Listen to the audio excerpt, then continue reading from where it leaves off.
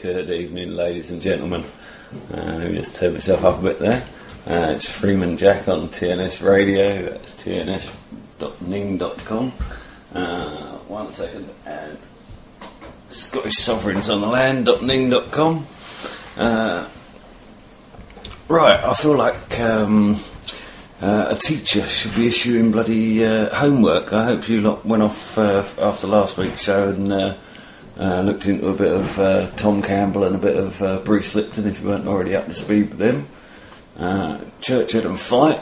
Stop comparing Peni at the back of the class there and pay attention.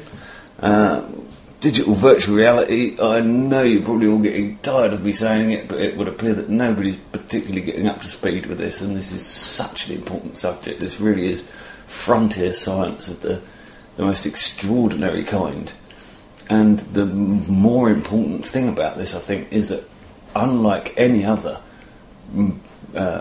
frontier science that I look into, this is applicable to every day-to-day life. You can use this stuff for every decision you ever have to make, and it can make your life better. I mean, literally, it can make your life better. So, just before I forget, I've been meaning to say this for bloody weeks. And also chuck it in the chat box when our PC Dave's on as well, because I'm sure that he'd back this one as well. When you're logging into your Wi-Fi from your laptop or your mobile phone or whatever, and you go to log in and there's a whole list of all the different stations, all the different routers that are beaming their waves into your area. Well, we had this odd SSID that used to pop up for a few seconds whenever we first restarted a router or restarted a Wi-Fi connection, and you'd see it on the list for a few seconds and then it would disappear, and it said something like "awake sheeple" or something along those lines, something very odd. And so I kind of in kind changed my SSID to something similar to what they'd had as a kind of return gesture, I suppose. And then it occurred to me recently, while me and Vin were having a technical discussion, is that why not change your SSID router ID name to www.tnsradio.ning.com. I have, and because I've got a big, ridiculous high power 300N router, I pump out to probably about 200 feet all around me. So that's probably about, I don't know, 10, 15 houses, maybe more, with the flats over the back. That everybody, whenever they log into their routers, is seeing tnsradio.ning.com come up in the list. And I'm sure that if enough of us were to do it, we could certainly promote TNS through a rather subversive means. It's easy enough to do. Just go into your router, look up on the internet how to go into your router administrator thing, and you just go in and type the name in that you want. It's just set to a default. It's a good thing to get to know anyway, because you can put your own password in there. But make sure you remember the password. Always a good thing. Oh my god. Can you hear that panting puppy? Alright, okay, so anyway, note to self, done. Router renaming. Right, let me just have a look. Any of you look at yeah, okay, good. If you like that idea. Just to say, Bitchin Bob, I am just so chuffed. I am so chuffed that you get this. That you get this like I got it, and the effect it appears to have had on you is an almost identical effect that it had on me. It's like, oh man, this is the bit that I was missing.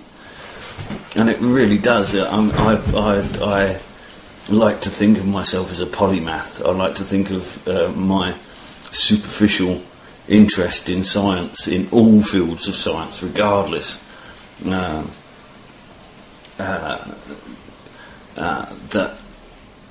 I could see that there was a hole in the model that was being used to describe what we were being fed as, you know what I mean, reality.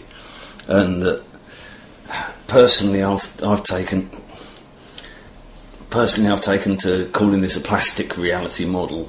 Tom regards this as a digital virtual reality model, but I think that perhaps this requires the use of a term that people have a familiarity with in an unexpected way, and that obviously can cause some confusion. But also the fact that in order to be able to consider the digital virtual reality model is my big toe theory, you really have to be able to think in grander schemes sort of thing than the plastic reality model, which is the one that I present, which is essentially the probabilistic nature of the universe. And that's really what I want to get on to tonight, is the workable nature of this science, and the fact that you can incorporate it into your everyday life. And if we all incorporate it into our everyday life and our kind of online interactions and our kind of societal interactions, that we could actually really start to change stuff, and not with fighting on the streets or revolution or this or that or the other, but with just a more complete understanding of how stuff works. And this is kind of where I want to get to. But first of all, I just want to touch upon the fact that those two old bloody hippies, you know what I mean, they're obviously from the generation before me, being that extra kind of 15, I don't want to do them down, but they certainly look like they're 10, 15 years on me. I'm sort of coming up to 50. Those two slightly elderly gentlemen, probably from the rather too embedded in the hippie generation, have adopted this concept of love and its application to these theories. And that's the one point with which I take some difference from the both of those gentlemen. I did actually cover this in an entire show. If you want to go back onto my YouTube podcasts or pod player on Weebly about 3 weeks back, I think, it's called Beneficence Over Obsolescence and the Great God Myth. Yeah, I do give good title, I know. And essentially that completely outlines why I think that love is an inappropriate term here, and really the concept that they are describing with what they're using the word love for is in fact what I replaced with the concept of beneficence, that for the self-evolving fractal number set that generates reality to have emerged in the first place, then there had to be a numerological reason for it to progress rather than regress. And so there's been an inbuilt bias into the maths for beneficial over obsolescent, and that's why we see an ever complexifying universe rather than a recollapsing one. But other than that, obviously, as you can gather, I entirely go with what both of those gentlemen are saying, and they've both been a huge enlightenment to me. I hope to add extra little bits of the jigsaw puzzle myself. I mean, I certainly wouldn't class myself in a mind or anything like those two gentlemen, but I think we all have our little fractal scintilla to bring to these subjects. Largely, I like to think that I can at least kind of break these things down into an every man's language that people can actually make use of, take away something from. And in that respect, this is where I want to go into the fact that this region of science is firstly largely mathematical. Now, I don't want people to be put off by the fact that it's mathematical. I won't be expecting you to actually crunch any numbers. It's not necessary. It's simply about mathematical theory, and that the simple understanding of that mathematical theory is enough. Trust me, I am all but innumerate. So if this was a subject that required any degree of numeracy, any degree of mathematical literacy, it certainly wouldn't be me that was able to think any very deeply about it.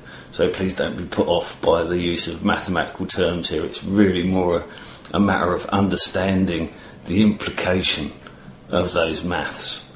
And essentially what we're dealing with here, and how Tom arrived at his conclusions, and probably largely how Bruce arrived at a lot of his conclusions, is that the universe is a statistical thing. And the reason why it's a statistical thing is because it is linear, it is consecutive, it abides by certain rules and laws, it's repeatable. If I take this cup sitting on the bench here and drop it, it will hit the floor with a bang, possibly a crash. That is repeatable. Every time I drop the cup to the floor, it will hit with a crash. So we can see that there are simple base rules that confine the nature of reality, and that those rule sets have an evolutionary nature to them, and that in exploring Tom Campbell's work you find the most complete description of how the fractal nature, the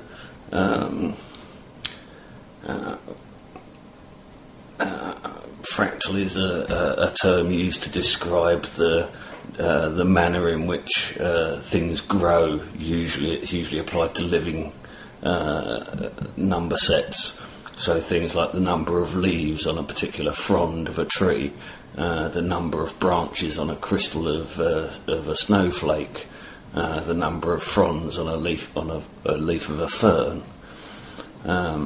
It actually describes the biological form in a far more deeper and underlying manner than that, and certainly where Tom Campbell's coming from, it probably describes the underlying form of the very stuff and substance of reality, which is probably why it has such sway over these larger forms.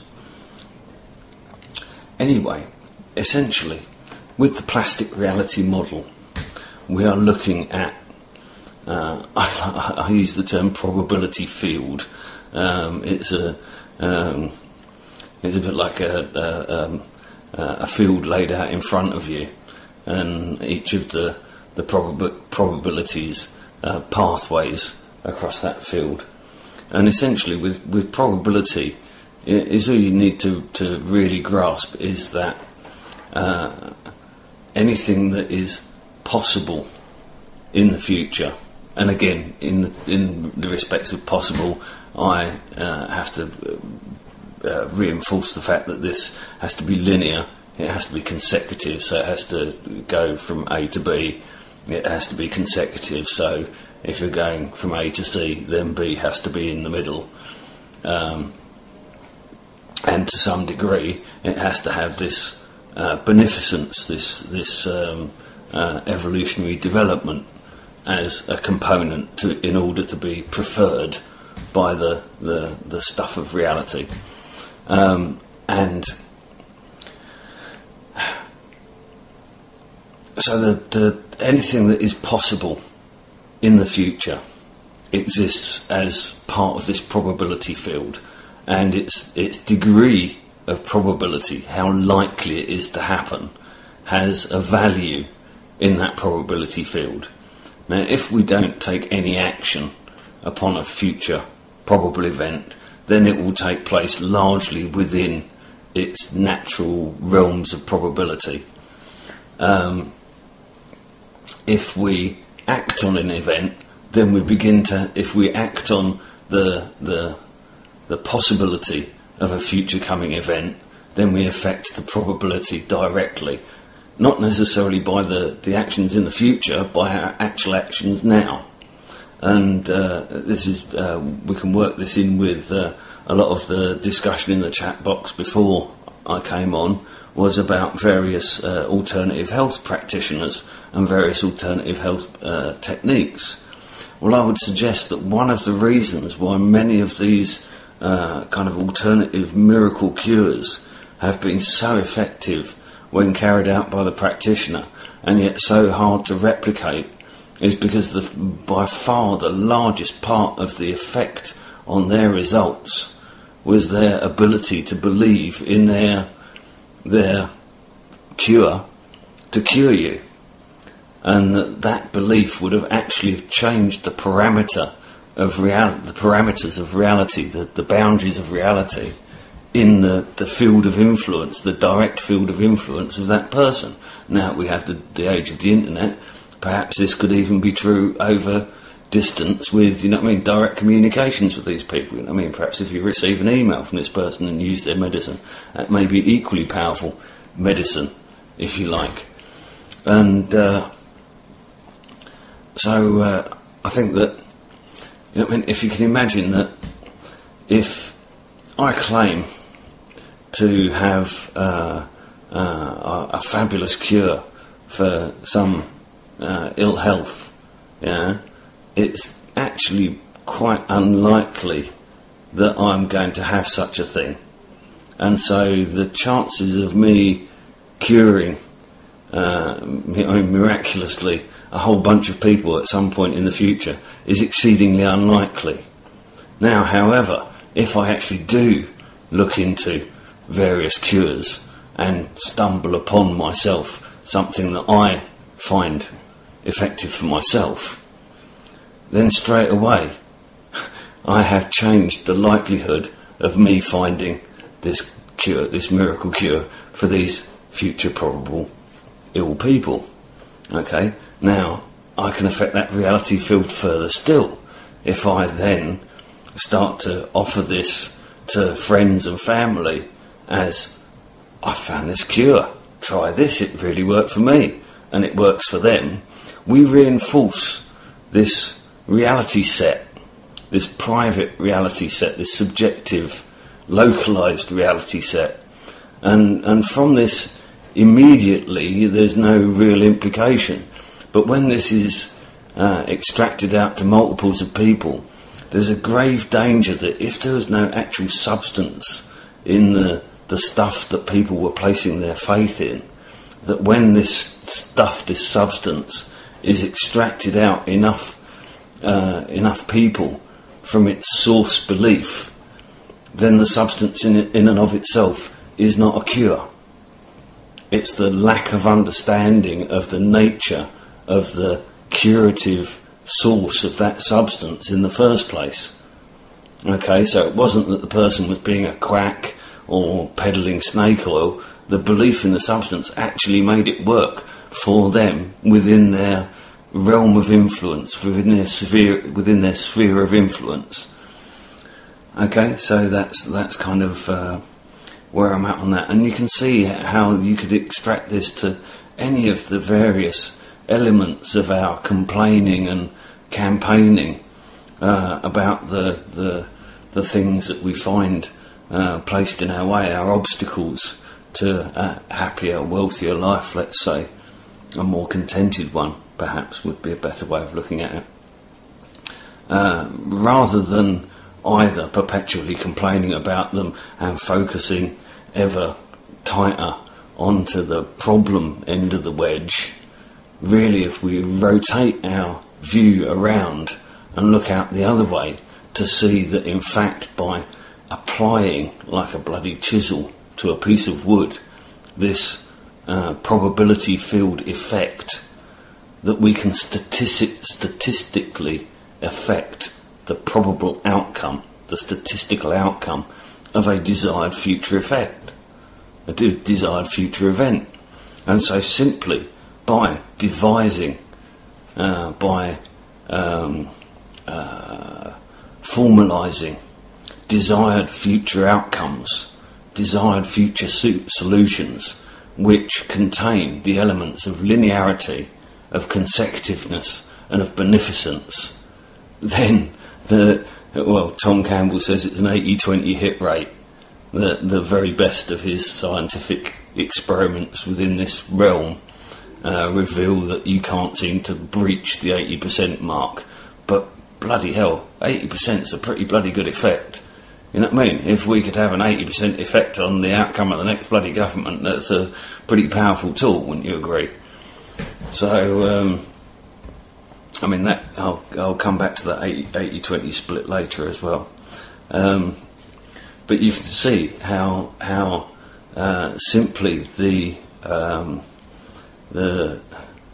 discussion, the open discussion, and perhaps this is what they're scared of. And also, again, there, I don't know if you noticed, but in the Tom Campbell and Bruce Lipton, they were talking about the need for humanity to evolve into a kind of humanity cell and a humanity amoeba. And I've been parading this for months about the fact that I believe that the internet has essentially become the largest neural network in reality in the universe to date. That effectively the human organisms on the planet have become the neurons of a gigantic brain. So perhaps rather than looking at the humans becoming an amoeba analogy, perhaps it's more realistic to describe us as having become the wrinkles on the surface of a brain, in the same way that Bruce there was describing a membrane that we've folded, and in folding we've closed the gaps between ourselves, between disparate thinkers. Good evening, we're back. This is Freeman Jack on TNS Radio, and we've got Bitchin Bob on live as well. How you been? How are you, Bob? Hey, how you doing, man? Wonderful show tonight. Whereabouts on this glorious globe are you then? Well, with an accent like this, you can tell that I'm sort of living on the north of the Irish island. Lovely. Whereabouts is that then? That'd be west of you. I'm not that much of a bloody Londoner. I've been around a bit. I must admit, I've only ever actually been to Southern Ireland. I've never visited the north. Well, it's the same as the south, you know. It's just you've got different rules and regulations and a different corporation running the show, you know. Yeah. Well, it was really good. It was really good to see your input into the chat there about the Bruce Lipton and the Tom Campbell. I take it you've probably come across Bruce Lipton before, had you? Absolutely not. But it's the it's Tom Campbell's component there, so that was key there, and that the two of them in combination is a very powerful. Well, all I can say is that I really mean this from the bottom of my heart. You blew me away. I've been on my little journey for this X amount of years. I've been looking, I've been seeing, I've been feeling like I know that I'm near something, and and information that I'd previously read or seen or something isn't tying all the pieces together, and just listening to that conversation blew me away. All of a sudden it just created, what would you call it? It tied all the loose ends in my mind. Joined all the dots. What I have encountered, and I found that it was brilliant because it actually accomplished what I've been trying to do for a long time, and that is describe physically what love could possibly be. Okay, well again there, like I said, I do have a slight issue with the use of the word love, but it really is in the semantics of it, and that what really the concept that they're really using the term love for, I've kind of recoined as beneficence. This predominance for the beneficial over the obsolescent or the detrimental, and it's only a statistical bias rather than some benign, beardy white guy in the clouds. If you get what I mean. And for me, mechanistic mind, that ticks all the boxes. Where when people start talking about everything is love, I start thinking about the Beatles. Yeah, I know what you're saying. Yeah, because again, that's got a lot to do with obviously the thousands of years of pre-program that we're all running under. But maybe there was a time when we could have actually considered it as, well, obviously with language, and depending on the language of choice, it'll be love or it'll be amor or whatever the hell. Well, I mean, it's the conceptualization of that, the joining of that in the organism that he talked about, a fractal existence, a fractal universe or whatever, Well, I certainly can't disagree with the experience, the subjective experience of love, but I'd simply think that using it in this framework as a part of a description of a model, of a working model of reality, it wrinkles a few of. Again, there you see, I don't just. Still there? Yeah, I'm still here. Sorry, I lost you there. That's okay. The use of love in this concept is it's actually wrong, fundamentally wrong, and doesn't work when you start to think about some of the more the intricacies of the subject. And for me, like I say, that minor problem with the entire concept can easily be overcome simply with the replacing of the concept of love, this kind of benign beneficence, without any rational reason, just because it is, just because, oh, I love you. Well, it's not necessarily that. No, It's that, but with a slight chamfer, I suppose. Yeah, you're like myself. With some of the edges knocked off, so the primary concept is still there, but essentially there's a more statistical. It's a bit colder, I suppose, a little bit more mechanistic. And for me, when you start to get into some of the deeper, when you start thinking about the kind of source of number and where the actual data set kind of emerged from, unless you're going to start referring to some kind of deity or some kind of creator, then the whole thing kind of falls apart without this understanding of beneficence over obsolescence. Mm-hmm. It's a necessity. Essentially, if you kind of let's kind of describe this limpid pool of number, a chaotic sea of number, upon which we can see a surface of the beneath which is number and the above which isn't number. Now, if form is to emerge from this chaotic sea, then essentially it has to have built within its parameters the rules which allow it not to return to the surface. Do you get me? That if something was to have created the universe that we experience, then some part of that simply had to have a preference for evolutionary advance, regardless of how that evolutionary advance was achieved, and which is one of the reasons why I have a problem with the whole concept of love, because actually if you study science and history very carefully, it can quite clearly be seen that quite often huge advances, huge evolutionary leaps are actually driven by things like competition, warfare, competitive performance, which has very little to do with the concept of love, but have an awful lot to do with the concept of beneficence.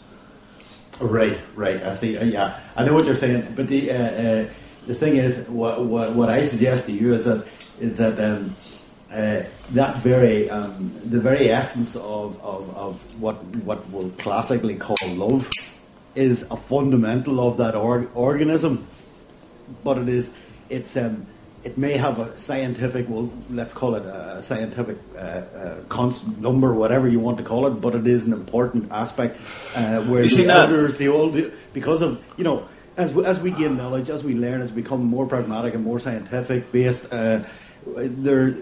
we start to look back on how the elders saw things. This is the thing. I believe that there is something more than just, absolutely. But the position that I place love at is at the nadir. That's why it feels better to get better, is because we head closer to love, and that again that expression of reality into love is again fully explained by this fractal reiteration of reality from this number set with its self-evolutionary, self-maintaining, beneficent basis that it ticks all the boxes for me. There's no paradox. There's no need for dogma. And if we lose the dogma, if we lose the need for describing everything as having come from this kind of source, that the understanding that the source was simply the nature of stuff, that if you put one and one next to each other and an equal sign next to it, it's a 2 goes in the box, and regardless of how you categorise those, what labels you attach to those thingnesses, the mathematics is still self-evident. Oh yeah. The underlying. I know where you're coming from on that. I would have suggested that, the way you were talking about the probabilities, and all the eventual linear probabilities or whatever there. Yeah. Yeah. Right. Okay. I was saying in the chat box, well, perhaps love is the most beneficial outcome in all aspects. It helps reduce the probabilities to the most favourable beneficial outcome to our reality, or our reality's existence, even, within the fractal recreation. And maybe that's what this constant is, this feeling of there's something spiritual. It is that true beneficence that keeps the thing moving forward and self-replicating, etc., etc. I don't know if I'm making sense with you there. Yeah, no, absolutely, and the importance of us being us now, and even to us discussing this now, is like I was saying, the reference to cavemen that happened in the chat, and they're experiencing the same. No, they're actually not. If you really understand this linear reiteration, fractal reiteration, that first of all, they're oh my God, I've done so many bloody hours on air about this over this last year, referring again back to another one of my programs about the pinch point, the Mobius strip nature of the fractal evolutionary number set, is that it appears to reach a level of maximum complexity within which the system can sustain, and then a fractal pinch point is reached, at which point a small portion which is fractalized, which is a particular portion of the original whole, kind of nips off like a little bud in a figure of 8, if you can imagine, like a ball suddenly producing a lump on the side, and that lump kind of twists off into its own little ball, and the little ball has got all of the complexity patterned into it from the fractal impatternization that the big ball had, but it's also now able to express itself through some discrete new dimension. I'm not talking about up, right, left, up, down, left, right. I'm talking about some discrete new dimension, so perhaps the change between black and white and colour, or colour and sound. Yeah, that if you start to think about things in these more subtle kind of demi-dimensions, I suppose, but with that one small change, then suddenly the fractal is able to express itself to a complete new level of... But does the fractal not actually recreate the whole, or it recreates itself? It recreates the whole, but now it's had on this new iteration, because of this subtle new dimension, it recreates the whole of the previous iteration, but with a new level of complexity. And Tom Campbell says that essentially everything's moving from hot and simple to cold and complex. Yes. And also, if you'd listen carefully in the Bruce Lipton part there, he describes very carefully how the maximum surface of a cell reaches a certain level of complexity, and then that complexity is shared between two cells, which are then incorporated into a larger whole. And that this perfectly describes that fractalized pinch point that I'm describing. And he also mentions the vertical path that evolution appears to have achieved at the moment, and that is precisely defining the mitosis point, this pinch point.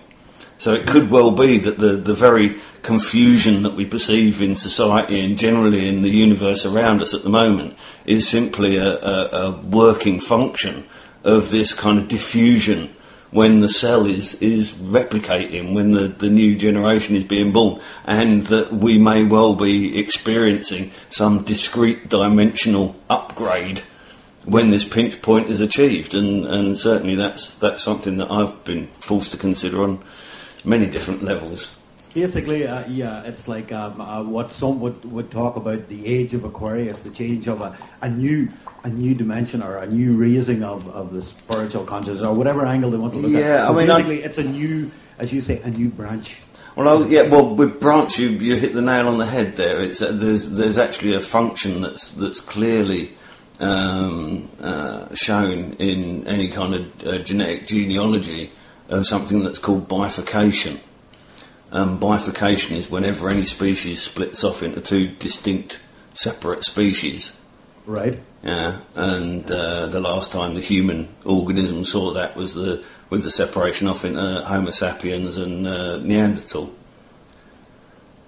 Yeah, Homo erectus. Well, what I got from the guys and from what I heard tonight was that we were stepping into that new, basically evolutionary path, but evolutionary probabilities that were going to be totally new.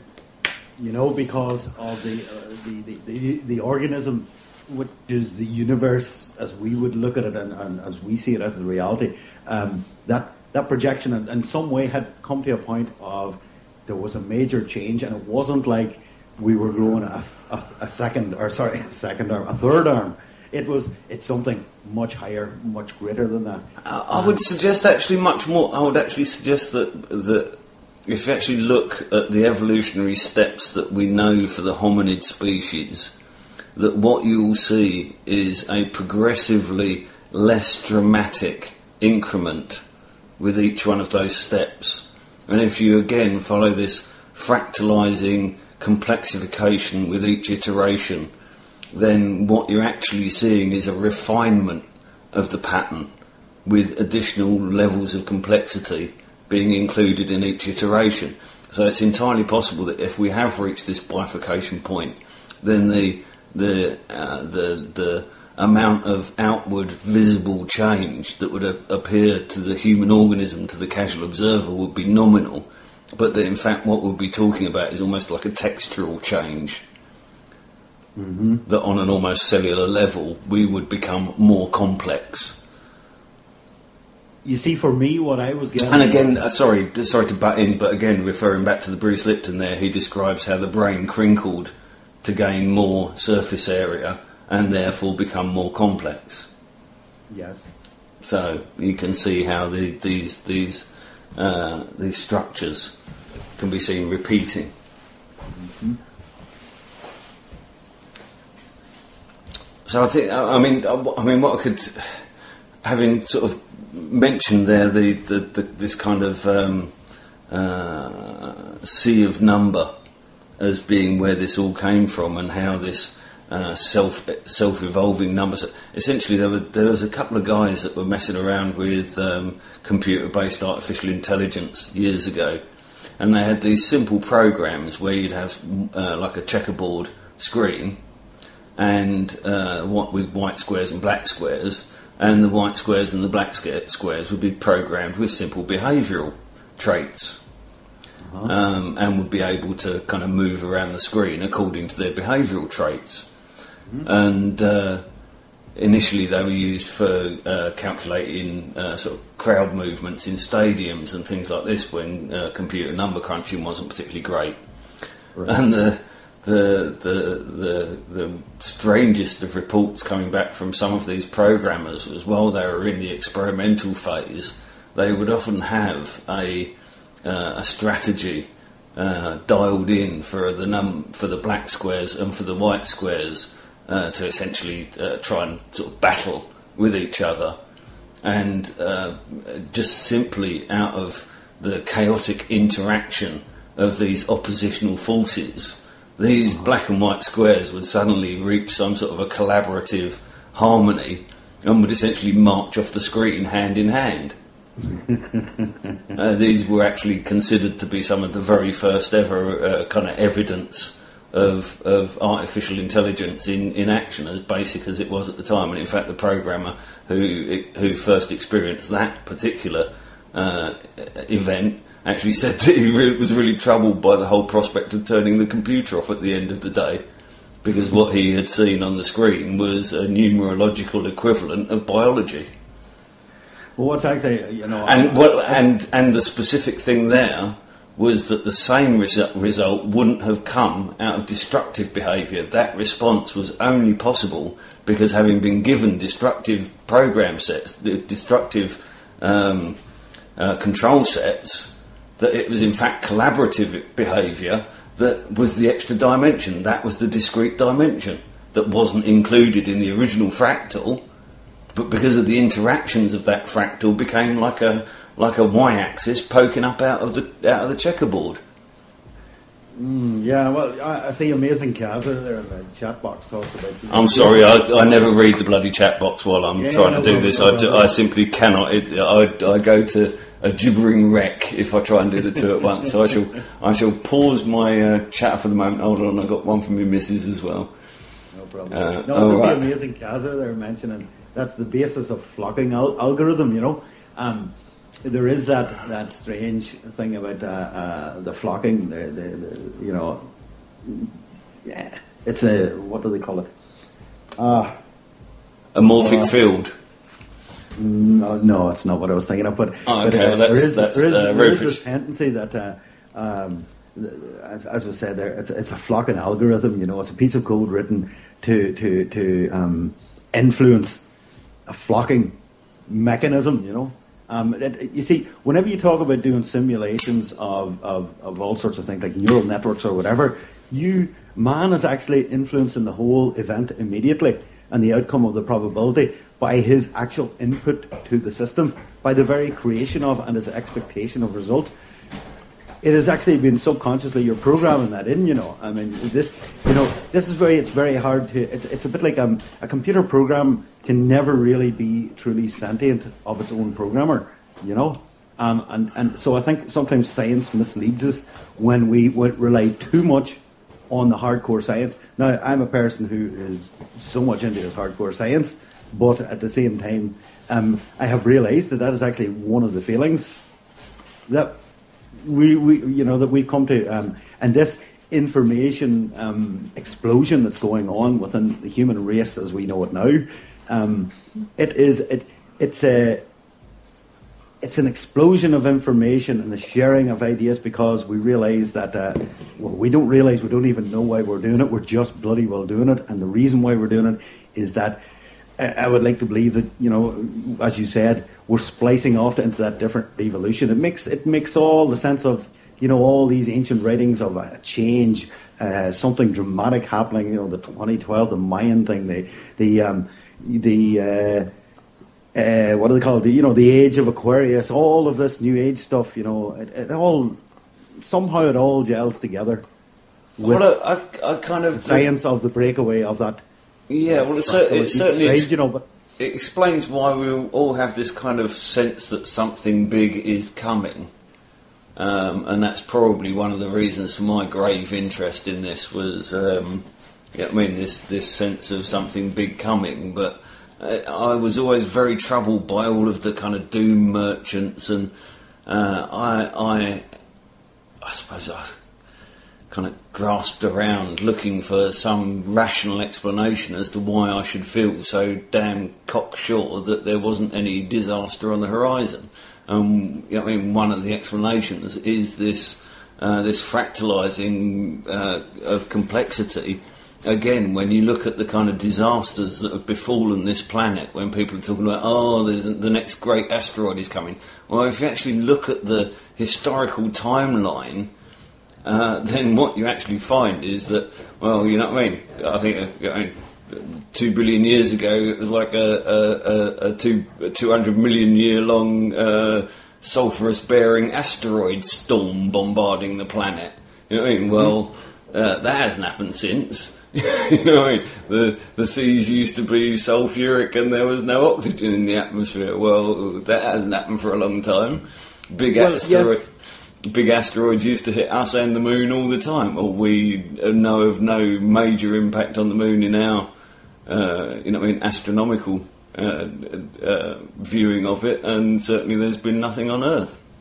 But you see, there's talk of the chat there about Homo sapiens and about base pairs and whatever there.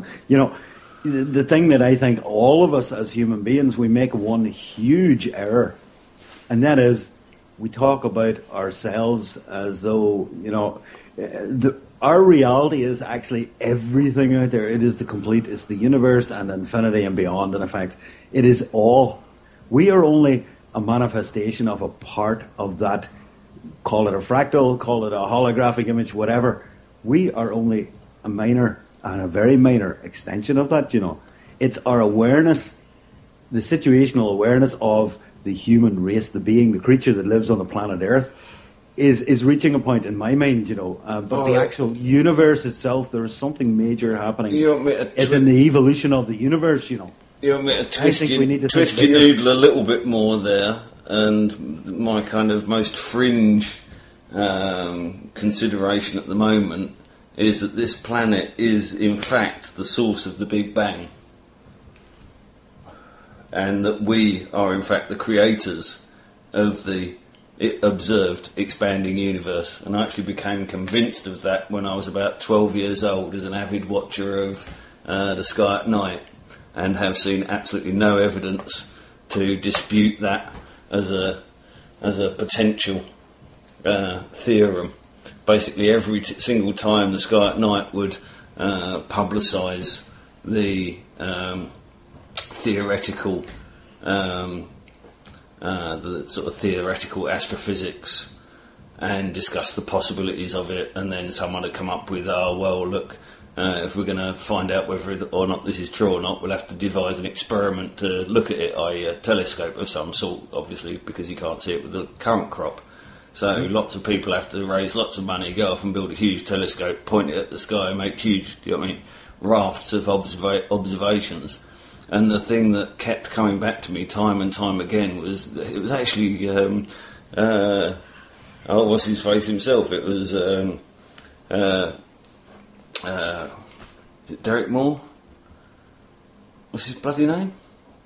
Patrick Moore. Patrick Moore. I had a complete mental blank there. Patrick Moore said it time and time again about these. There'd be a new observatory, a new telescope go up, and he'd come on the show after it had first got its first lot of data in, and he'd be there with his crinkly eye and his little monocle in, and he'd be going, "Listen, the incredible that the observed data has come back within 99.3% of the theoretical data. Isn't this fabulous?" And he said it the once, and then another, Arecibo would go up, and he'd be back there. Isn't it incredible that the observed data has come within? And then NASA put up a space telescope to observe a smaller version of the Hubble. I can't remember the name of it, but it was observing the distant universe. And one of the long-term experiments that they were running, they publicly announced at the beginning of the experiment that if the data came back one way, then the universe was essentially holographic, and if the data came back another way, then it was essentially materialistic. And they announced this before the event, and of course the data came back in that the universe is holographic, that it's a fractal, that the edge of the universe is actually... Fermilab, I think it was, put forward the sort of the scientific basis for the holographic theory, the holographic universe theory, in that everything internally is being projected from the outside. I read an interesting book. That's not quite what I read by holographic, and certainly that's not quite what NASA meant. By holographic, they were talking in the terms of like the holographic plate, where the entire image is carried within all of the components of the. If you smash the plate, the holographic plate. That's right. Yeah, and I had read a background book on that, and it was absolutely intriguing. And in fairness, I found that it answered an awful lot of questions and sort of moved into the areas where the unexplainable were explainable. So my suggestion is that the reason why, when we look out at the universe around us, that everything appears to be expanding away from us, is because everything fucking is expanding away from us, that we are literally projecting that reality out from here, and that expanding from us, and that again, without meaning to impart any kind of sense of egoism about the human race, that it could well be that we, certainly between us and the what they call the cephalopods, the dolphins and the whales, that we could literally be the most the nadir of this complexification of biology, and that if we are to achieve any sort of ascension, that the understanding of our power as creators in this, or certainly co-creators of the reality that we experience, the universe that we experience, that it's a lot more than just not dropping litter. This is about not littering your mind and your fellows' minds as much as it is about recycling your bloody tins. Yeah. Well, you see, it depends. I don't know. Do you do much reading on quantum theory and quantum mechanics? I am quite well versed in quantum theory, yeah. Well, I'm glad someone is. I'm not, but I touch upon it every now and again. And some of the stuff that I read there, it seems to me like they're on the right track. There's something in a gut feeling in the way that you can recognize certain things with life from the macro scale to the universal scale. There are elements in it there that, okay, they're so hard to get your head around. But when you start to suddenly sink in a couple of little components here and there, you start to match in with even some of this holographic theory, some of the fractal theory. You know what I mean? You find the joining of all of this in that it is truly the creation of the mind itself, making sense of that around it, if that makes sense. We are basically nothing but a big quantum computer. We're a biological quantum computer. There you go, and you taking the probabilities and shaping our realities by our observance. Yeah, and by the addition of the internet, we've effectively become a super network of quantum computers. Right. And from that, the next evolution will be that we will be. That may even be. We will be the internet itself, because we are given a new stimulus to that which is whatever it is inside the quantum machine to actually extend itself without the need for wires and cables and wireless. I entirely agree that is a possibility, but currently that wouldn't be very linear and it wouldn't be very consecutive. So I'll hold off of those kind of thoughts. Wouldn't be. What I have found personally very reassuring is the ability to view the historical, the historical story of mankind, and begin to see how even the most hideous of horrors that have been happened upon mankind, usually by itself, have actually been part of the story that brings us to now. And we don't have anything to repeat of that. That's done. That's the simplex part of the fractal. We're now in the complex part of the fractal. Yeah, there may still need to be minor strife. You know what I mean? There may still need to be a settling of debts. Yeah. I'll tell you but nothing like the global warfare that we have witnessed in the 20th century.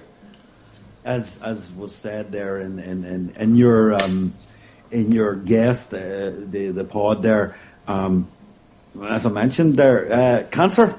We in effect we are our own cancer. We've got to realise that first and foremost, and the way to try and get that across to people is to say, look, you're looking for someone to blame. Well, the elephant in the room is us, ourselves, our own way that we're allowing outsiders to shape how we perceive life from our inner self, if you know what I mean. Our view from inward to outward is being affected by those that this is the 20. This is the 20%. This is what Tom Campbell says about the 80-20 split, is that essentially 80% of our reality is entirely our own making. Yes. But that still doesn't exclude the effect of that 20%. And then how that 20% interacts with our 80% is entirely down to our perception, our interpretation of the data set that's given to us through that 20%. Well, you see also when you look at creationism, which is another angle of what... Oh, you dropped out there, Bob. Sentient to its own programmer, but the programmer himself, in order to make a seemingly sentient being or creation within the machine, must certainly allow for non-programming algorithms that are basically randomness. Oh, you see, I see the appearance of sentience again as one of these discrete dimensions that have evolved out of the necessity for ever greater complexity. That this bit of software has been running for a damn long time now, and it's kind of getting so complex that it's needing more and more discrete dimensions to express itself into. And also to explain itself. And to explain itself, to rationalise itself, yeah. Yeah. And again, if the ability to become self-aware is a beneficial attribute, then it would naturally occur out of the beneficence over obsolescence. Well, you see, they talk about within Darwinianism anyway, that what is beneficial will modify and splice off and will replicate. Isn't that right?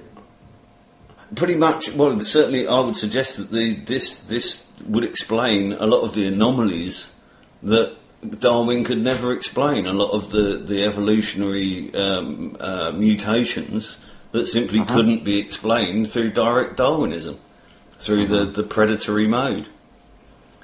And again, there, the misunderstanding of the dominance of genotype over phenotype was where Darwinism largely falls down. Again, brilliant man, and for his time, towering genius.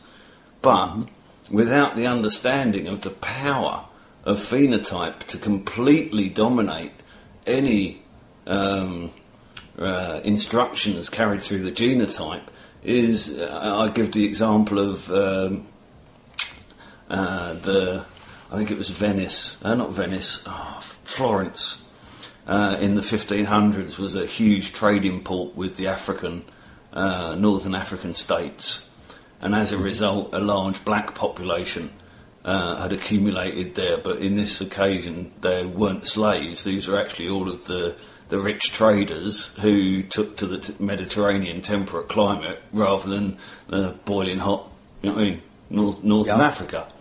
And because of their kind of language differences and cultural differences, they formed small enclaves of these kind of wealthy black businessmen, and their families would attend their own schools, and essentially they had their own communities.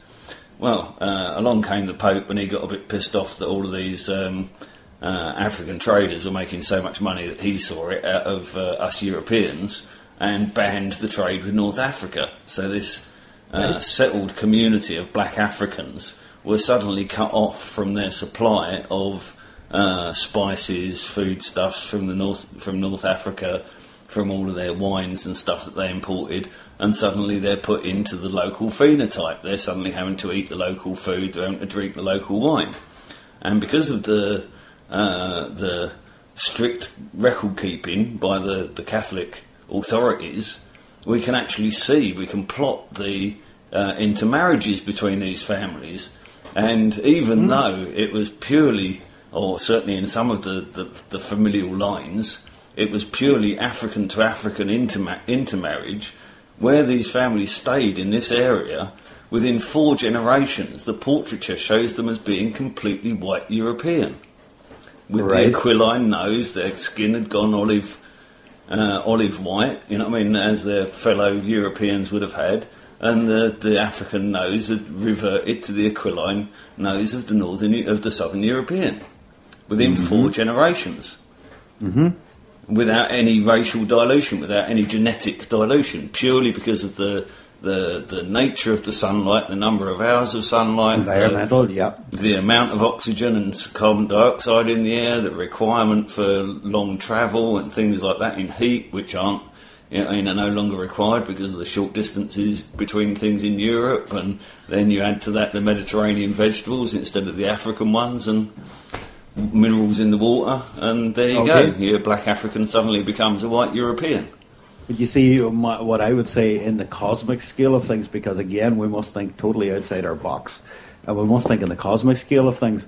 You're talking about, if this is I'm only been the agent for creationism here at the moment, that there is a creator, in that if I was the so-called architect of that, I would program in all of that because that's allowing for this subroutine of evolution that I'm creating, right? But over cosmic scale, the final finished product is actually nothing like that which it began as. It becomes an extension of that.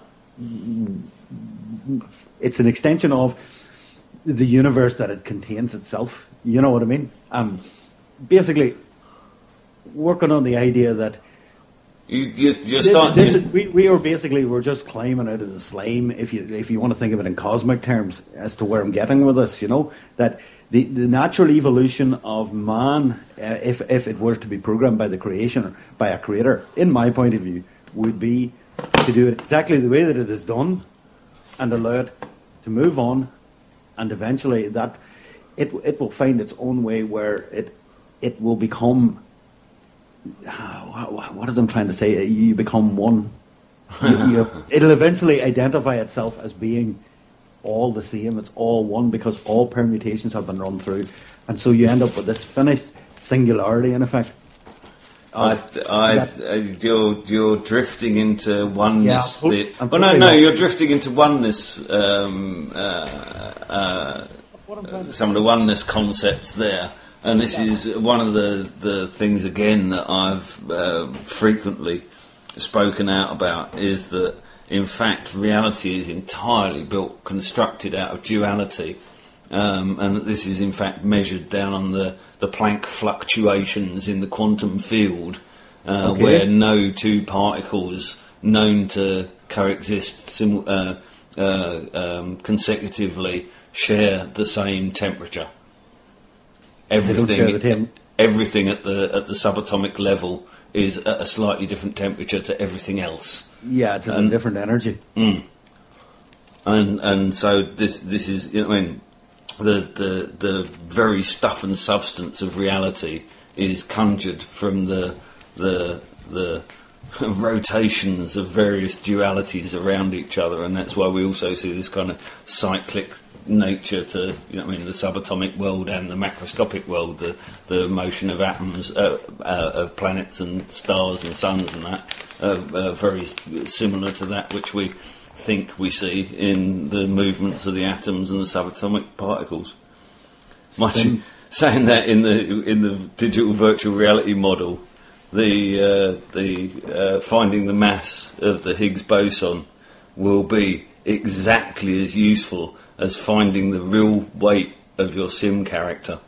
It will be exactly that useful. Wow.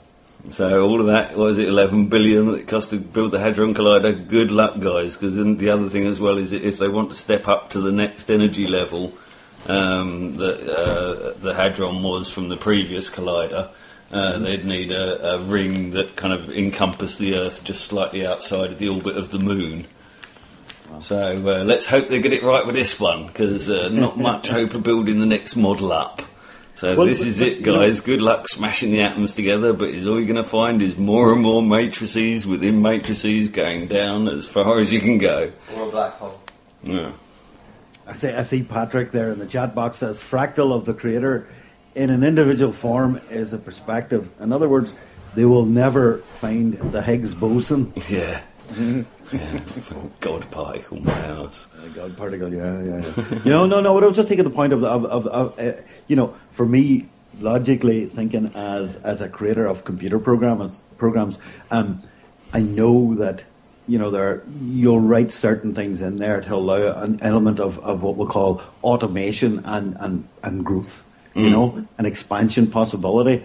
And of course, whenever you go into AI, you're actually, you as the creator are making that program. You're influencing the program just by the mere code that you're embedding. That the computer program is never ever aware of. It's running on an action based on a pre-program. Action reaction programmed in. Well, this is exactly. This is the beauty of the Tom Campbell's My Big Toe theory, which is the one that he outlines his digital virtual reality model, is that he basically says that yes, we're all Sims characters, or perhaps better, like World of Warcraft characters. We're walking around in this holographic virtual simulation in which we think that we are real, because if we walk into a tree, it hurts. If we fall off a cliff, we die. And that these are the rule sets that we experience as a reliable, repeatable, objective experience.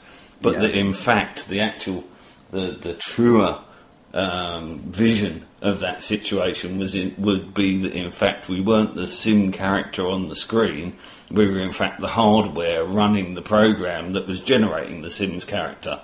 Yes. But then you extrapolate out that the next iteration, the next Zoom level, we're not only the hardware running the program that's generating the Sims character, but we're actually the operator, the programmer sitting in the chair playing the game. And we're so engrossed in the game that we've forgotten that we're the operator. We actually are writing the program as we go along. We're controlling the character, but we believe that we're the character that we're controlling. That's right. And I have actually had direct subjective experience of that Zoom in action, where I had to go through a surgery, and I essentially meditated furiously through the impending sense of panic about this major surgery that could have gone hideously wrong. And as a result, when I actually attended the day surgery, I literally operated my body like it was a remote control bloody car or something. I was about 2.5 feet and 45 degrees to... I was like in the helicopter view. Have you ever played computer simulations? And you do the helicopter view to drive the cars around the track, where you're that kind of 45 degrees behind and constantly following. Well, I was like walking my body around this hospital ward, this remote observer. Must be exactly, Mum, because you were able to create that yourself.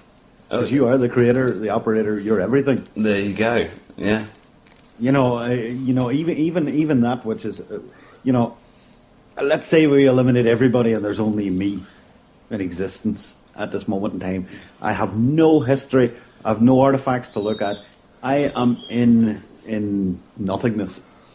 I'm standing on the face of this planet, and I look out and I see lights in the sky. I'm not aware of what they are,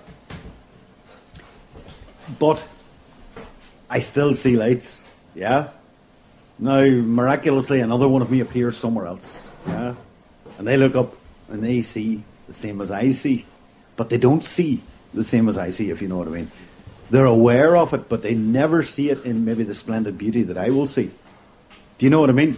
So, for each individual, we are observing at the same time, but equally our interpretation of what it is that we are observing comes from somewhere else, It's somewhere inside... It's a strange one, that's the individual. Again, we're in the sort of jargon here again of this field, but subjective and objective reality. As I use as a repeated example, that if we're both standing with a rock on the floor between us, and I point to the rock and say it's a rock, and you point to the rock and agree that it's a rock, then because of the constructive interaction of our two subjective realities, we construct a rock. Right. The rock becomes real. Now, however, if I'm standing there and I point and you go rock, and you go, you're off your head, that's my dog. Yeah. Then depending on whether or not you can find a corroborating observer who's prepared to say, no, you're right, Jack's mad, it's your dog. Don't listen to him. Yeah. But my subjective observed reality is simply that there's a rock there. I can't see your dog.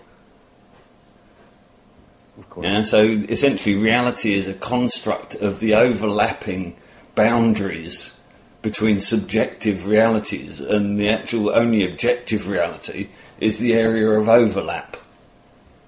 Yes. And so the more people's realities that overlap on a particular subject, the strength of that reality is reinforced by that concurrence. Mm-hmm. And so that's one of the reasons why this is so damn important for people to try and get their heads round. Is that influencing not a probability, but it's reinforcement of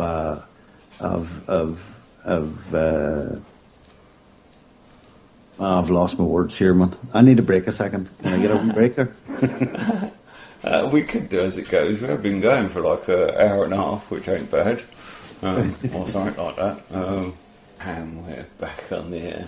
I don't know whether Bob's quite back yet, but he was muting out for a second. I think he was just going for a drink. I hope we're not losing people too much in the chat there. I must admit I haven't been keeping up with the chat. It looks like you lot have all been gabbling amongst yourselves, and I haven't had half a chance to keep up with it. So Bob was just saying that Patrick was asking to come on. If that's Pat, that I got you in the Skype contacts, I've just chucked you a line. If not, if it's a different Patrick and one that I haven't got, or one that I have got, gives a prompt. That was Groove Armada's Super Styling. Bob's back. Right then, Bob. All right, geezer. Yeah. Somebody's saying, we just dropped the stream just for a second. No, that's all right. It's back again, folks. Been having a few problems with the stream today. It was dropping in and out earlier as well. Right, I'm getting a bit slack there on the mic. Right, so where were we? I'm completely lost where we were. Well, I'll tell you what, maybe we could start there with Michael Stephen there in the chat box. Hey, Michael, how are you? Listen, Michael has said there, let's see, where are we? What is your epistemology, Freeman Jack?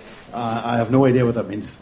I think we'll have to Google that one. I'm afraid my failed O-level English isn't quite... there's the stream's sorting itself out. It's a real problem with the delay on the rate of the stream, because everybody starts shouting about it. But everybody calm down. It's just that it's already happened. There we go. Here we go. Right, so it's from Greek. I think we're back there. Knowledge or understanding, from the Greek, knowledge or understanding, and logos, the meaning study of. So the study of knowledge, right? So a branch of philosophy concerned with nature and scope, limitations of knowledge. It addresses the questions: what is knowledge? How is knowledge acquired? To what extent is it possible for a given subject to be entirely known? I must admit I hadn't come across the term before, but obviously I've come across most of those kind of philosophical debates going on amongst some of the ancients, as they're called, the classics, and also amongst some of the modern kind of philosophers that I've read over the years. Well, I personally, this is one of the reasons why I find the combinations of these theories to be so powerful, is that I actually don't see any paradox in that, in as much as I feel that my explanation of this kind of plastic reality, this production of the experience of reality that we have, as having spawned from this inherent number and the nature of sort of natural collaborative evolutionary number sets, to have produced everything, including knowledge and information and intelligence and sentience, and possibly even to the degree of creating gods and demons. You know what I mean? Depending on which way the collective conscious field has projected. Mm-hmm. So for me, I my what was that word again? It was the. Let me see, what was that word? That word was epistemology, yeah? Oh, yeah. The branch of philosophy concerned with Bob's observations, because that's exactly where I come from, you know. I neither stand in any real camp. I don't really stand in, but equally I spend equal amount of times within them, experiencing and having an open mind, taking that back into the house of confusion that is my existence. And equally, I have found there are certain flavours, shall we call them, that resonate with me, and they give my gut an instinctive feeling of reality or truthfulness or whatever you want to call it. I would suggest that what you're describing there is something that I kind of, again, coined a phrase for, I guess.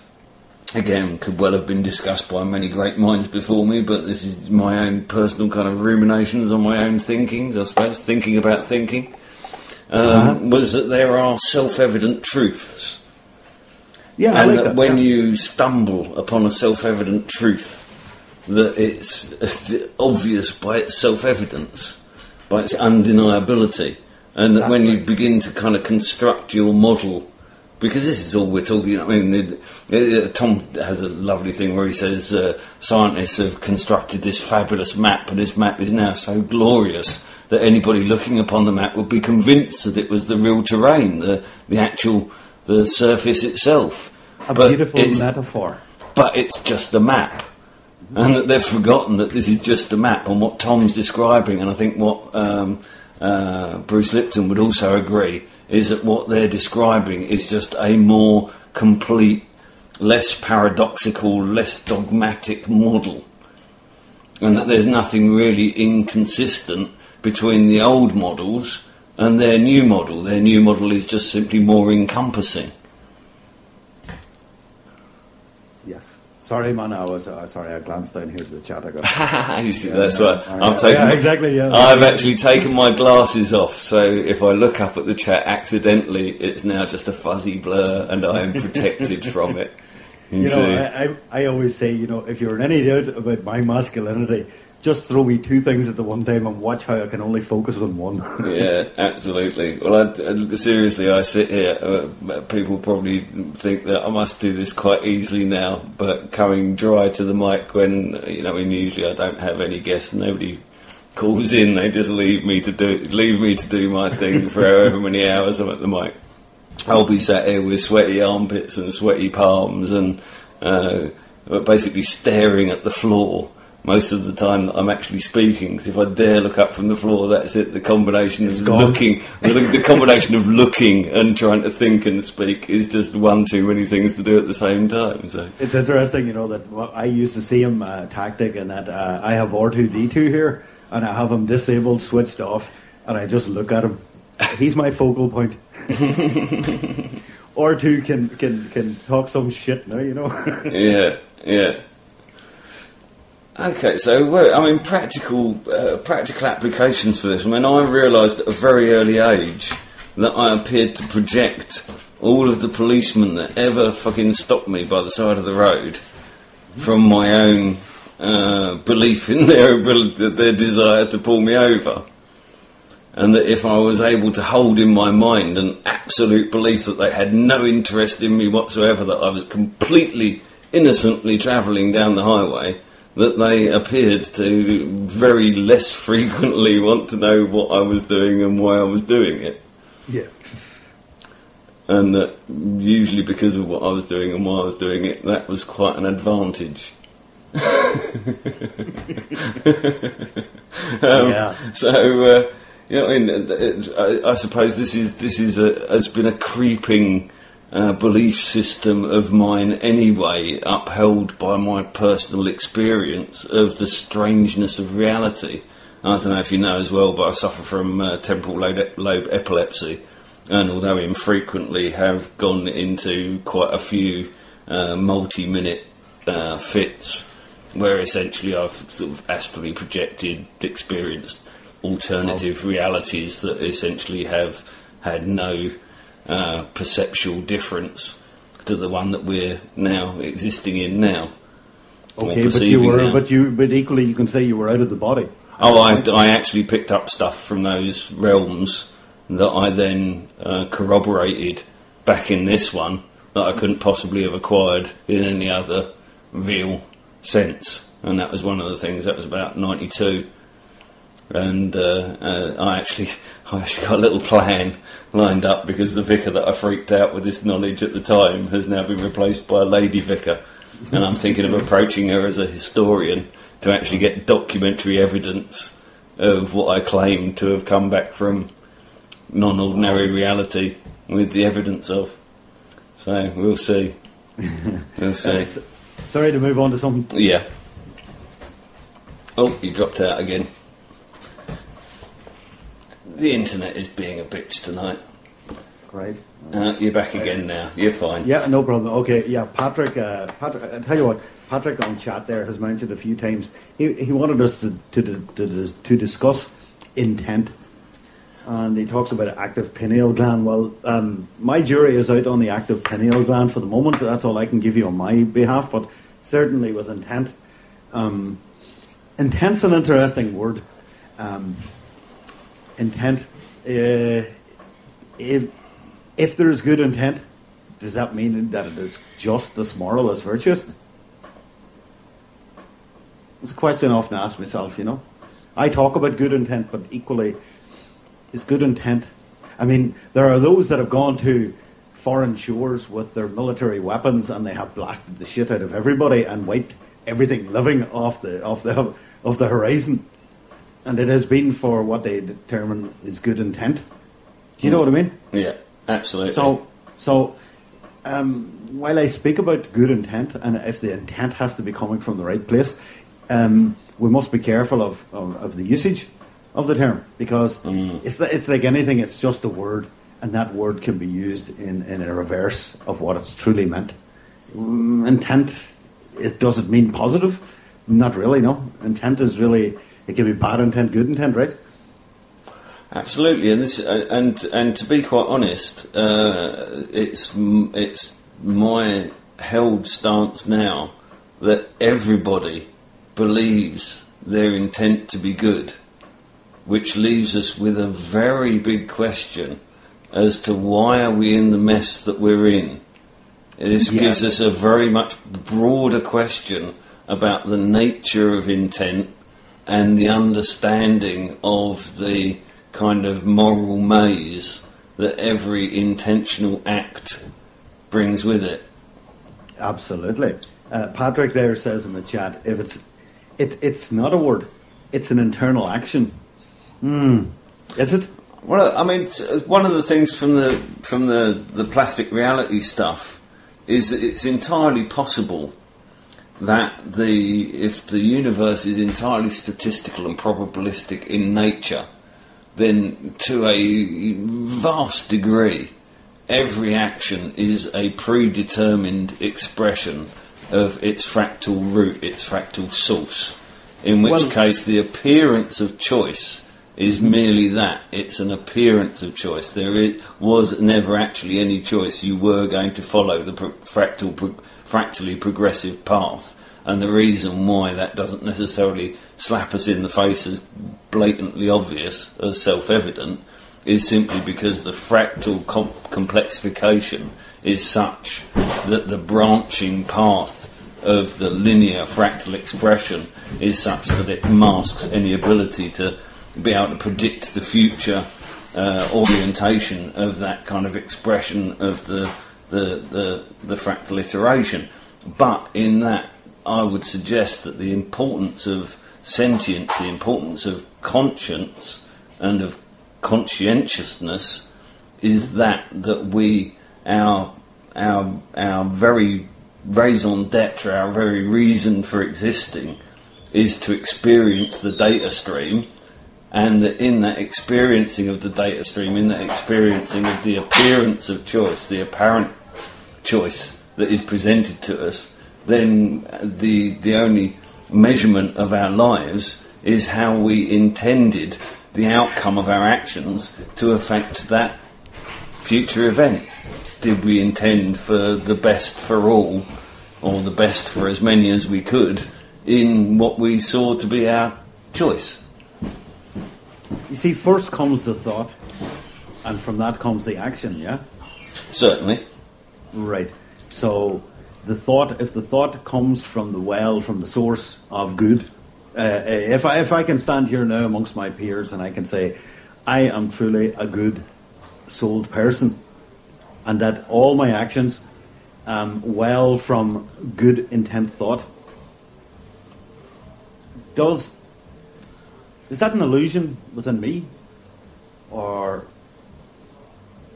Do you know where I'm coming from? Absolutely. Well, certainly if or is it, as you say, it's the program playing itself out? Well, if we view the likes of, you know what I mean, Camacleg and the shiny ones, would they be asking themselves the same question? While it may be self-evident to us that their actions are not for the greater good, that in their belief sets, in their lifestyles, in their reality fields, their actions may be perfectly self-evident.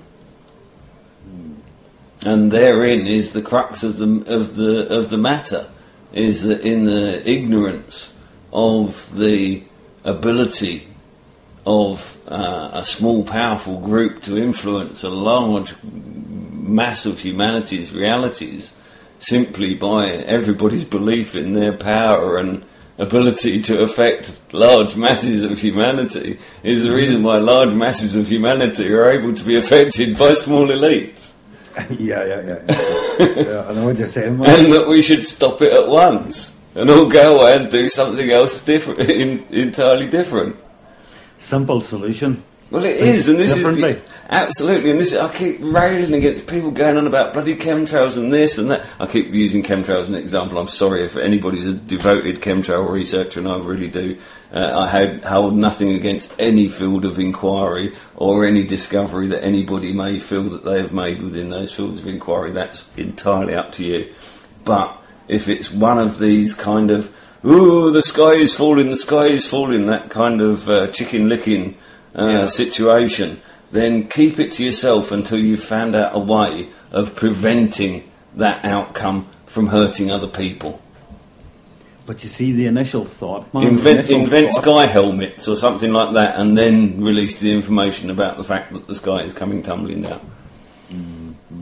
I see Patrick there again has mentioned here in the chat. Sorry, first of all, Michael, Stephen, I'll do. I'll tell you what, I'll do the chat thing. Go on. The chat box thing. Is that okay with you? Absolutely, sir. Sorry about that. I'm half blind as it is. You know, I'm without my binocular magnifying glasses, I am as good as blind. So I'm scrolling text on the chat box is also being one aspect of choice. A single choice is comprised of the object, the intention, and the circumstances.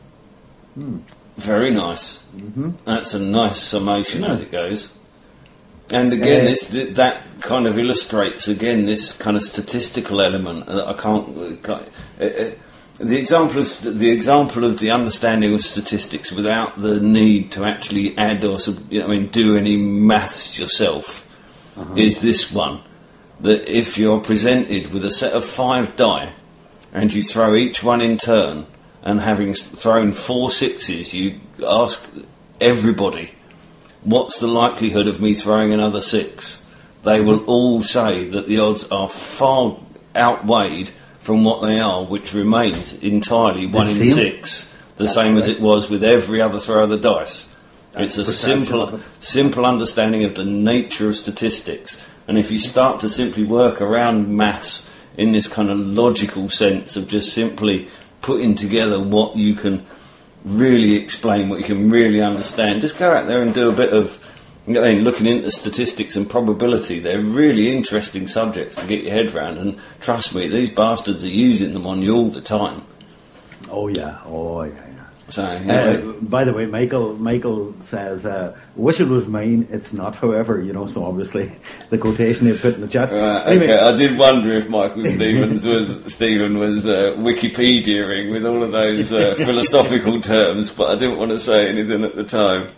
Nick Nomic, he says, intention is forward-looking. Choice can be in the moment. Okay, yeah. Well, I mean, this is one of the things about this probability field, the kind of Tom Campbell effect, is that essentially we have a multitude of ways of interfering with that future probabilistic event, and we kind of documented a way that somebody wanting to enter into healing would have varying degrees of effect on that probabilistic future event. Well, if we then go into how those parts are actually broken down, we've got the the intention to, well, first of all, you have to have the realisation that there is the possibility of a future probable event. So first of all, you have to consider the possibility. Then you have to intend for some either different outcome, or to ensure that the outcome that you see coming is the one that actually happens. Okay. And then if you reinforce that by maintaining your focus on that outcome, and like hold it in your mind as a running program, then that also has physical change. And these are all measurable. You can use scientific instruments to measure all of these effects. Yeah, this is like the power of prayer and stuff like that. It's all absolutely measurable. It's repeatable. It's objective. Yes. Okay. Yes. And then, of course, the key piece that so much of the bloody truther movement doesn't do, and that's you've got to goddamn act. Because by interacting with the physical world, you compound and maximise the power of all of those three other components of creating reality, to be able to create your own goddamn reality. I love the Mythbusters guy's thing, I substitute your reality, I reject your reality and substitute my own. It's just fabulous. That is exactly what I'm talking about here. Just don't rail against it, don't moan about it, just reject it outright and replace it with something more functional instead. And the more of us that do this, the quicker then the whole kind of New World Order, scary boogeyman at the door all goes away, and we all launch into this new meta paradigm. I love Neil Kramer. Neil Kramer coined the phrase meta paradigm shift. That the human race has experienced multiple paradigm shifts where the entire, the entire history is overwritten by some, the Industrial Revolution, warfare, civilization, all of these kind of things. But what we're facing now is actually a meta paradigm shift, a complete overthrowing of everything that we have ever known before, and a complete new world to explore. And we have absolutely no idea as to what direction that new world is going to take. So we're looking at a probability field just full of possibilities, so complex that it's hard to even imagine what we could pluck out of it. But whatever we are going to pluck out of it, it is going to be more complex, it is going to be more wonderful, it is going to be different.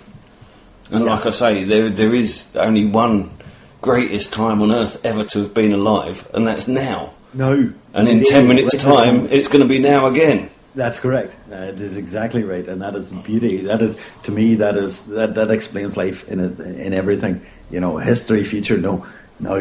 It's all about now, and it's about the reaction, the reaction, the interaction. However, in that we also come into the thing that I was talking about in my mental health broadcast recently about how we have to have the kind of trinity of time, a balance of that trinity. We have to have a balance between our historical self, our current self, and our future self.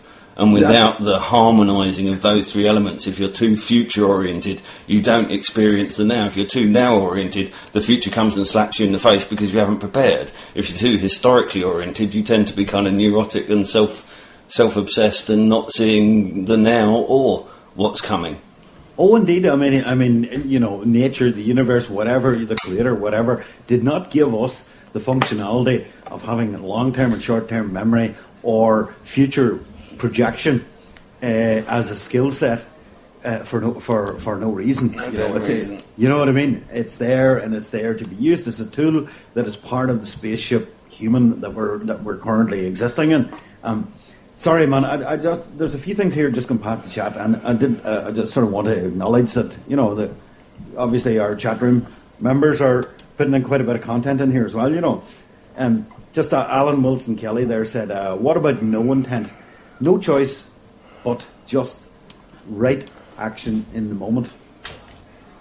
All right, hold on. I've got a question I've got a question here from Gary. He's got his software. What we got here? Okay, Jack, just what you're talking about. Do you guys have any explanation for the weird noises and spirals that are getting seen all around the globe? Yes, I have. Look inside yourself.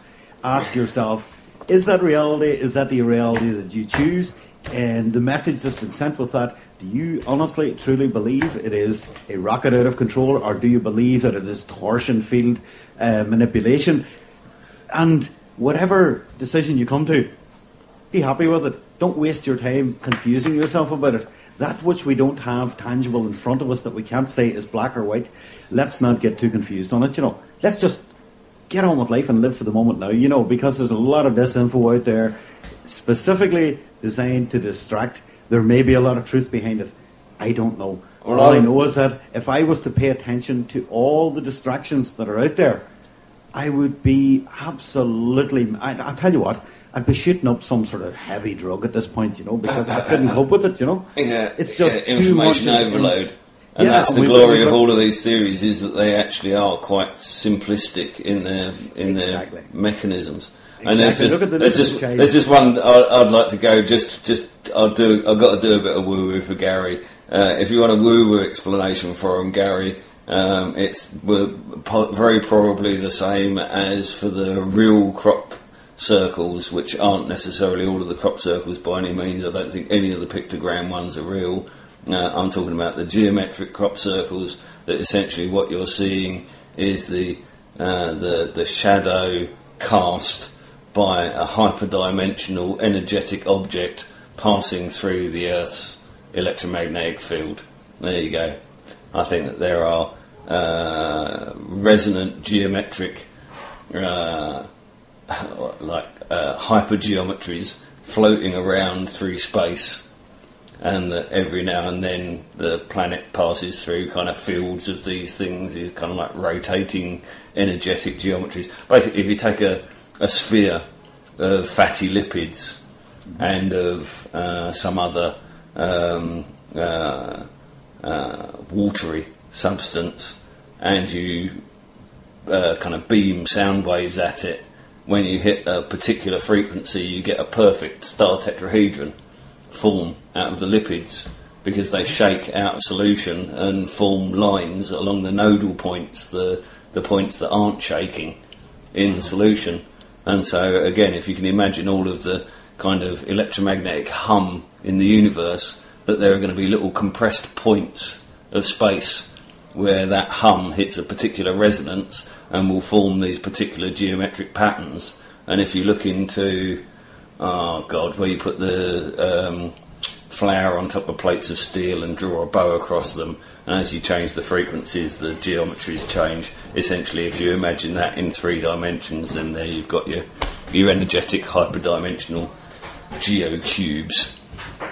Yes. Look, hyperdimensions and whatever, if we accept the sciences the way that they're leading us down the path, we will have to accept one thing, and that given within all the quantum probabilities, there are other dimensions coexisting at the same moment, space and time, and the influences and the outcomes are going to be heavily biased towards certain, shall we say, our chosen route. Subconsciously, we're choosing a route. We don't realise we're choosing a route. Absolutely, we are but automata. Well, exactly, and we don't actually realise it. And the thing is, outside of that, we have these other assumed dimensions which we will cross over and we will interact with. And I believe this is only the ravings of a crazy Irish person here. I honestly believe that we cross over at different momentary points, and those little influences almost accelerate things at times. Maybe they just add to the curiosity factor of the human experience of our realities. But they, crop circles. Okay, crop circles. We have the charlatans out there. We also have the Photoshop experts, and then of course we have those that we can't explain. Interestingly enough, the same thing happens with the UFOs, the lights in the sky. The ghosts, the banshee in Ireland. All these things are, they're creations of our own existence. Yeah, in an attempt to make some sort of sense of where we are, when in fact, let's just leave it to the unknown and say that, there are dimensions and there are, as you say, geometric shapes and matter forming and shaping because of resonance of frequencies and whatever, which I believe we are, and that's how we came into being. That's how the universe came into being, and that whole resonance is I don't know what it is. Primary. Anyway, you know where I'm coming from, right? I've just listen. There's a lot of people mention a lot of stuff out here, and we really should give them something. I'm done for the night. I'm done for the night. Bob, I engineer for the Mrs. the Welfairy for her show from 4 p.m. Because she was late coming back from where she'd been out to yesterday. I was trying my best to organise around the potential late return of her, as it happened she got back on time, but I had to cover her ass. By now I'm supposed to still be on air till 3 a.m. doing a music show with Super Dubs, but he's cried out with earache. That's a bit insensitive of me. He's had to call in sick. Of course. So I've got no co-host for the music show, so I'm going to rest my larynx after this lengthy chat and just play some tunes through till 3 a.m. from now. But it'd be great to have you back on again, especially again I'll post a few links in the chat box. That Tom Campbell's YouTube channel. There's 2 primary series on there that his key lectures, in which he essentially covers his primary big toe theory, and that's actually the wrong terminology, because that would be big theory of everything theory.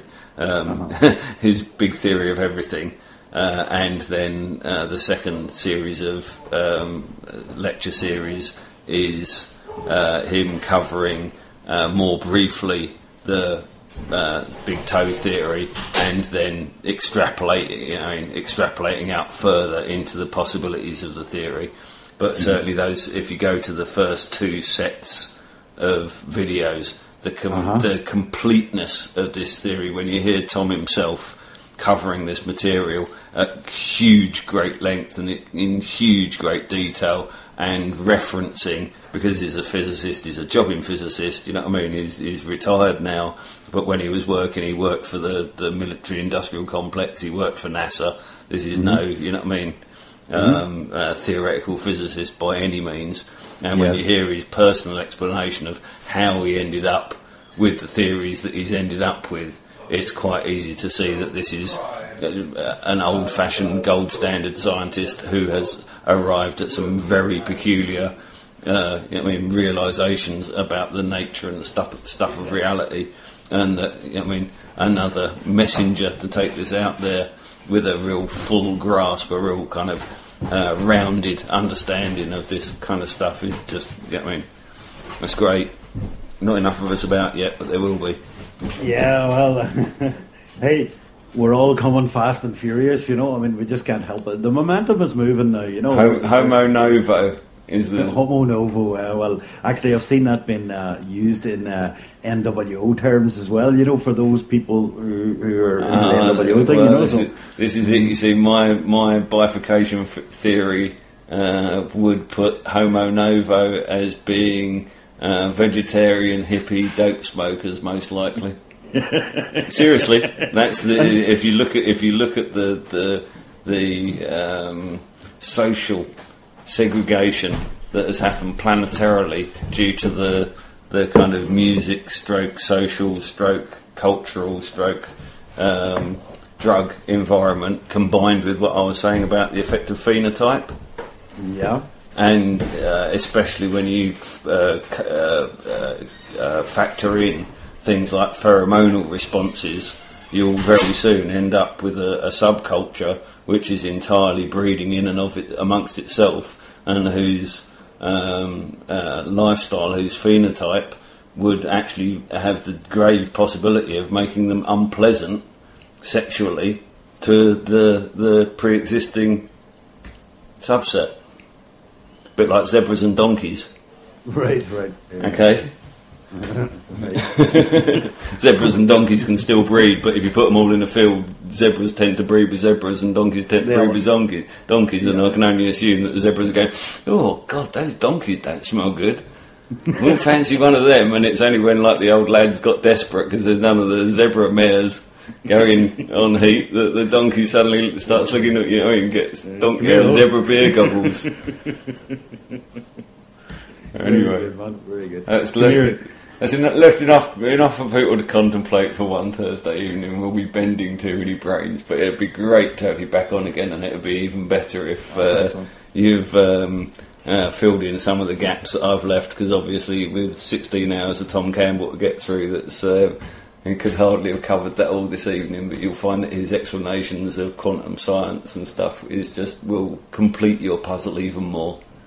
Yeah, just whenever you hear those words and you're listening to a few sentences, and then I was making dinner and whatever, I had it up loud here in the house here, I was listening and I'm making the dinner and I'm thinking, wow, and it was just like I was just getting wowed out of it, Yeah. And I just wanted to rush on and interact. And then when I came in here, as I say, it all just started to come out of me, and I don't even know where it was coming from, man. And as usual with things like this, I need to let things to sit, to settle, and settle in my mind. Yeah, and a couple of nights good sleep, it'll all get its place. I'm sorry, you won't be having any sleep for a while. No, man. Sorry. I've learned how to cope with that one now. I didn't mean it. I'm sorry. No, but listen, the chat box interaction was excellent tonight as well. Yeah, thanks very much, everybody. everybody You guys there. are great. Alright, okay, well, like I say, you're welcome back on any time, Bob. It's been an absolute blast, and it's so great to have a kind of equivalent mind to be able to fire these ideas off, because it's always, I've got what I call my bullshit filter, that if when you say something out loud and you get that kind of clang in the back of your head, then the next time you say it out loud, you ain't going to bullshit, you're going to tell it right, it's like self-education. Yeah, anyway. For me, part of the simple solution is explore all the avenues, and do it open-minded. Absolutely. Just have an open mind, and don't be prejudging what you know by history, by your science education, whatever education you got, or whatever you've read, or whatever your mates think, or your family think. Be you. Look at it. Be honest. Be truthful. I don't understand it. I do understand it. I feel I've got a concept. I feel I've got a grasp of it. But equally, I can see the point of view of this other person. So here's one for everyone to think about tonight. And I just want to really agitate everyone here by saying this. What if the New World Order concept was possibly the best thing that could happen to humanity? Just have a think about it. It's I know it's really tough, and it's toe curling stuff. Oh, please. You're my kind of guy, Bob. Let's just look there. Let's just go down that road. 1 second, I'm very nearly done. I've got ruminating teenagers all around me, absolutely bone-dry larynx, and I'm brain-fried for at least a month. So, that's a good job, well done. Yeah, I think it was as well. Thanks so much for calling in. You really did round it off for me so much. And you're welcome to listen to the tunes for 3 hours, or however long I can go for. Anyway, good night and thanks, Bob. This has been Freeman Jack on TNS Radio with Bitchin Bob, talking about plastic reality. Oh, yay. There you go.